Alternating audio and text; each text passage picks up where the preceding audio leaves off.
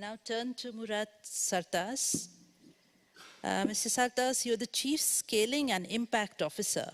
So your title fits perfectly in this panel discussion. Please tell us how APAARI works in scaling up agricultural innovations. Thank you very much, ma'am. First of all, I would like to thank for the opportunity for the FAO colleagues to invite us, because APAARI is an organization that is there to support the grassroots. It supports the national systems, it supports the ministries and the colleagues which do the hard work at the implementation level. It's based in Thailand. I'm originally from Turkey, but the APAARI headquarters is in Thailand, and my team is based in Malaysia. So I'm the Chief Scaling and Impact Officer. What that title is, one of the initial learnings we did was that actually a lot of our colleagues in the national systems do scaling, but they don't know it is actually scaling. They use different names. They call dissemination. They call it engagement. It's a very important part of scaling, and they are not aware of scaling. And what happens is that if they are not aware of scaling, although they do a lot of work, they cannot get the necessary investment and benefit in the national systems.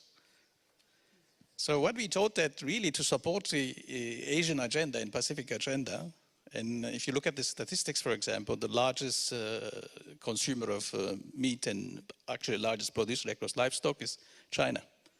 India is the largest number of producers, also the milk. The numbers, we are not as good as Uruguay or Paraguay yet, but in Asia, numbers are improving. But then who does it, and then how it benefits the grassroots? So one thing we do and comes to the APAARI is to understand, to make it clear that actually scaling is more than just management decisions. It's more than just statistics, but it's actually something they do on the ground. And then when we came as a new team, actually I joined APAARI recently, and then what we wanted to do is how we can add the maximum value. We need to do more with less, and there are already existing organizations. And of course, again, the same APAARI pitch, in national systems, there are a lot of organizations mandated for scaling. It doesn't have to be only international, there are organizations in scaling. So we made a consultation process with them and made a survey, and what we realized, actually there are a few key demands coming from the national systems for scaling, from the ministries, for research organizations. The first was the scaling management capability. What that mean? What does that mean? There are a lot of innovations. Ido mentioned multiple solutions, and our colleague from Ireland also mentioned. So how to navigate and understand which one of those innovations can work better for which country and which region. That is indeed a scaling management field. So what we realize is that the capabilities of the national organizations to manage the scaling is not strong. So the first demand from our team was that, okay, let's improve the scaling capability of the organizations. And when we looked at actually what is the things that we can do most, the first one is that to look their portfolio, to analyze it from a scaling professional perspective, and show them that actually they do a lot of scaling activities. Either they don't call it scaling, or they are a bit segregated.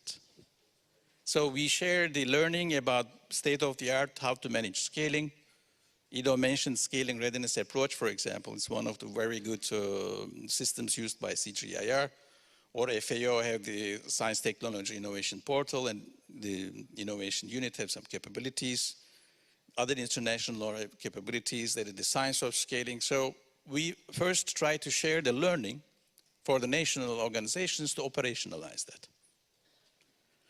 So what is scaling? Actually, how scaling can be measured? Actually, I would like to, debate with Gianni a little bit that I don't think measurement is difficult anymore. And that is part of the work and demand that comes to our work as well. We have that notion that measurement of scaling is difficult, and livestock is a complex system. And it will take a lot of efforts to understand, but not really. There are smart ways, especially AI-supported ways to measure quickly, cheap, and provide feedback very short time. So what we are doing, we're trying to share those learnings, share the many systems or the indicators they can track so that they can see if scaling is going in advance advancing or not, or why.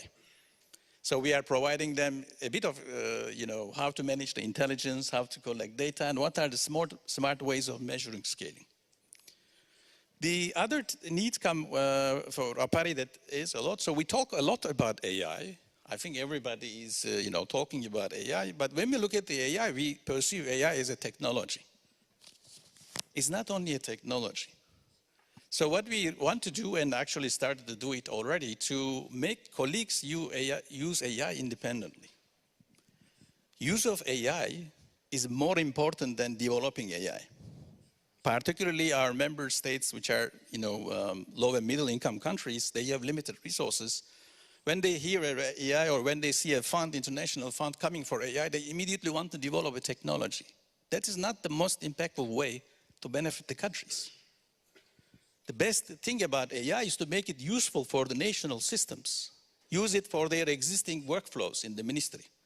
Use it for existing ecosystem management. Use it for existing businesses. It's about use. It's not about developing technologies.